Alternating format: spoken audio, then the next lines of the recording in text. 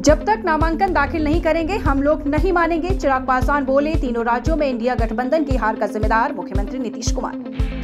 वैशाली के हाजीपुर में पहुंचे जमुई सांसद चिराग पासवान ने तीनों राज्यों में इंडिया गठबंधन की हार पर कहा कि अगर आज की तारीख इन 3 राज्यों में अगर तथा कथित या विपक्षी दलों के गठबंधन का सबसे ज्यादा नुकसान हुआ है तो किस कारण से हुआ है? मुख्यमंत्री नीतीश कुमार के बयानों से हुआ है। जी हां, आपको बताते चले, इसके लिए जो मुख्यमंत्री नीतीश कुमार के बयान हैं वो जिम्मेदार है, क्योंकि उन्होंने ऐसा कुछ बयान दिया था। जी हां, आपको बताते चले, उन्होंने कहा है कि उनके दिए गए बयानों पर जो बाकी दलों ने खामोशी रखी, क्या उन्होंने महिलाओं का अपमान नहीं किया? बिहार की विधानसभा में खड़े होकर जिस तरीके से अश्लील शब्दों का इस्तेमाल किया गया, उस पर जिस तरीके से तमाम गठबंधन दल के नेता खामोश रहे, वो नुकसान का कारण बना, नुकसान का कारण वही बना है। उन्होंने चुप्पी तोड़ते हुए कहा कि हाजीपुर लोकसभा सीट से जब तक नामांकन दाखिल नहीं कर देंगे तब तक हम लोग नहीं मानेंगे। नुकसान का कारण बना अनुसूचित जाति से आने वाले वरिष्ठ नेताओं का अपमान करना।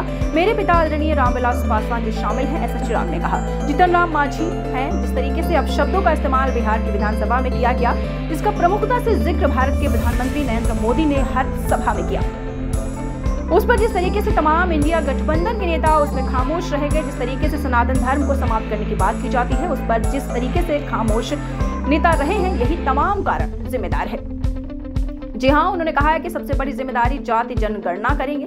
जाति जनगणना की उदाहरण क्या बिहार की तर्ज पर? बिहार में हम लोग नहीं जानते हैं कि किस तरीके से जनगणना की जाती है। जनगणना हुई बंद कमरे में, टेबल पर बैठकर रिपोर्ट तैयार कर दी गई। जिस तरीके से इसमें धांधली हुई है आप सभी जानते हैं। कितनी जातियों को इसमें छोड़ा गया, कमतर करके दिखाने का प्रयास किया गया। उनके मुद्दे गलत थे और उनके ज्वलंत विषय पर खामोश रह जाना और खास तौर पर मुख्यमंत्री जितने अपशब्दों का इस्तेमाल करते हैं उस पर इंडिया गठबंधन के लोगों का खामोश रहना सबसे बड़ा कारण है।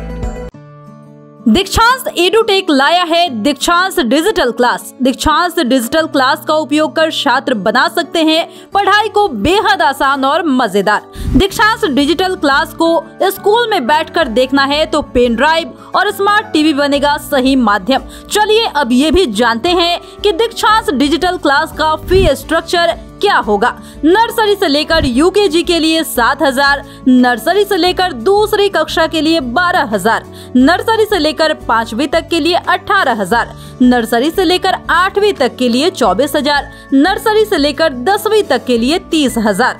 अगर आपको डेमो करना है तो उसके लिए आप दीक्षांत डिजिटल क्लास के YouTube चैनल को विजिट कर सकते हैं। हमारे YouTube चैनल को सब्सक्राइब और Facebook पेज को लाइक करना ना भूले। धन्यवाद।